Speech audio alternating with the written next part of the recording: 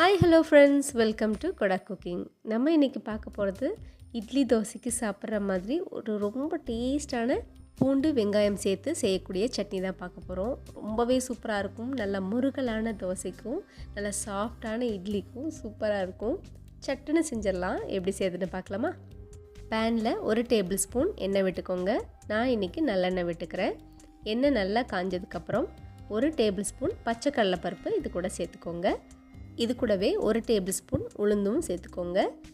அடுப்பை மீடியம் ஃப்ளேமில் வச்சுக்கோங்க. எண்ணெயில் பொரிஞ்சு வரப்போ நல்லா வாசனையாக இருக்கும்.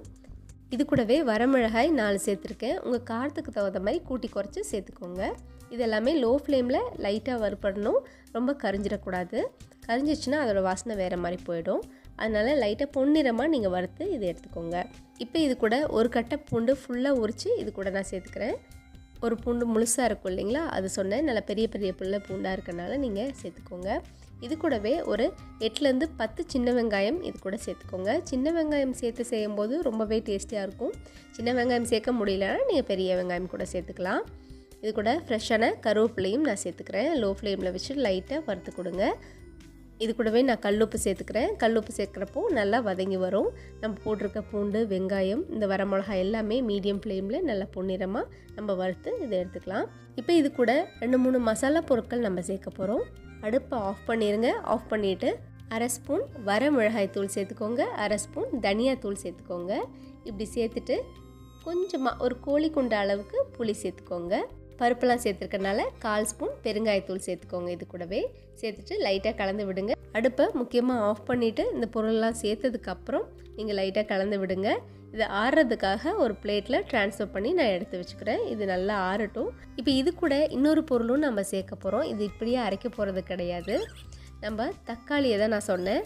ஒரு பேனில் எண்ணெய் விட்டுக்கோங்க. எண்ணெய் விட்டுட்டு ஒரு தக்காளியை 2ஆக கட் பண்ணி எடுத்துக்கோங்க. இந்த தக்காளியோட தோல் சுருங்குற அளவுக்கு திருப்பி போட்டு லைட்டாக ஃப்ரை பண்ணி எடுங்க. அந்த பச்சை வாசனை எல்லாமே போயிடும். இப்போ தக்காளி பாருங்கள், அதோட தோல் எல்லாமே நல்லா சுருங்கி வந்துருச்சு.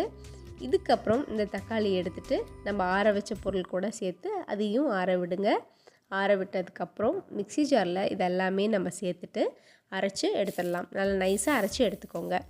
இது மாதிரி அரைச்சி எடுத்துக்கோங்க. இப்போ நம்ம தாளிப்பு ரெடி பண்ணலாம். அதே கடாயில் கொஞ்சமாக எண்ணெய் விட்டுக்கோங்க. எண்ணெய் காஞ்சதுக்கப்புறம் 1/2 ஸ்பூன் கடுகு உளுத்தப்பருப்பு சேர்த்துக்கோங்க. ஒரு வரமிளகாய் சேர்த்துக்கோங்க. ஃப்ரெஷ்ஷான கருவேப்பிலை சேர்த்துட்டு நம்ம அரைச்சி வச்ச பேஸ்ட்டை சிம்மில் வச்சுட்டு ஆட் பண்ணிக்கோங்க. இது கூட தண்ணி எதுவும் சேர்க்கணுன்னு அவசியம் கிடையாது. வேணுன்னா மிக்சியில் இருக்கிறத லைட்டாக டைல்யூட் பண்ணிவிட்டு வேணால் சேர்த்துக்கலாம். நீங்கள் இப்போ நல்லா வதக்கி எடுத்துக்கோங்க. இது ரொம்ப வதக்கணும்னு அவசியம் இல்லை. லைட்டாக நீங்கள் வதக்குனிங்கன்னா போதும். லைட்டாக சூடு வந்தால் போதும். இப்போ நம்ம இதை இறக்கிடலாம். சூப்பரான சட்னி ரெடி ஆகிடுச்சு. இது ரொம்ப வித்தியாசமாக இருக்கும். இந்த சட்னி உங்களுக்கு பூண்டு சட்னின்னு சொல்ல முடியாது, வெங்காய சட்னின்னு சொல்ல முடியாது. இந்த சட்னி ரொம்பவே வித்தியாசமாக இருக்கும். ஒரு தோசை சாப்பிட்றவங்க 2-3 தோசை எக்ஸ்ட்ராவே வாங்கி கேட்டு சாப்பிடுவாங்க. கண்டிப்பாக உங்கள் வீட்டில் இதை ட்ரை பண்ணி பாருங்கள். இன்க்ரீடியன்ட்ஸ் எல்லாமே ரொம்ப சிம்பிள் தான். நீங்கள் வீட்டில் இதை கண்டிப்பாக ட்ரை பண்ணி பார்த்துட்டு நீங்கள் சொல்லுங்கள்.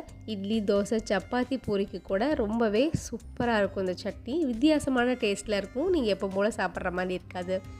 நல்ல முருகலான நெய் விட்டு தோசையில் கொஞ்சமாக நீங்கள் போட்டு சாப்பிட்டா போதும். நீங்கள் அப்படியே கூட ஃப்ரிட்ஜில் ஸ்டோர் பண்ணி வச்சுக்கலாம். அப்படியே தாங்கும். இது நீங்கள் அடுத்த நாள் சூடு பண்ணாலும் அப்படியே இருக்கும். இதை சாப்பிட்றதுக்கு நிறைய விட்டு சாப்பிட்ணுன்னு கூட அவசியம் இல்லை. கொஞ்சமாக நீங்கள் சாப்பிட்டாவே போதும். அவ்வளோ தோசையும் அப்படியே கொஞ்சமான சட்னிலேயே நீங்கள் சாப்பிட்டு முடிச்சிடலாம். சூப்பராக இருக்கும். ட்ரை பண்ணி பார்த்துட்டு எனக்கு கமெண்ட் சொல்லுங்கள். கொடா குக்கிங் சேனலில் நிறைய ரெசிபிஸ் போஸ்ட் பண்ணியிருக்கேன், பாருங்கள். மறக்காமல் சப்ஸ்கிரைப் பண்ணிடுங்க. தேங்க்ஸ் ஃபார் வாட்சிங். ஃப்ரெண்ட்ஸுக்கு ஷேர் பண்ணி விடுங்க. பாய்.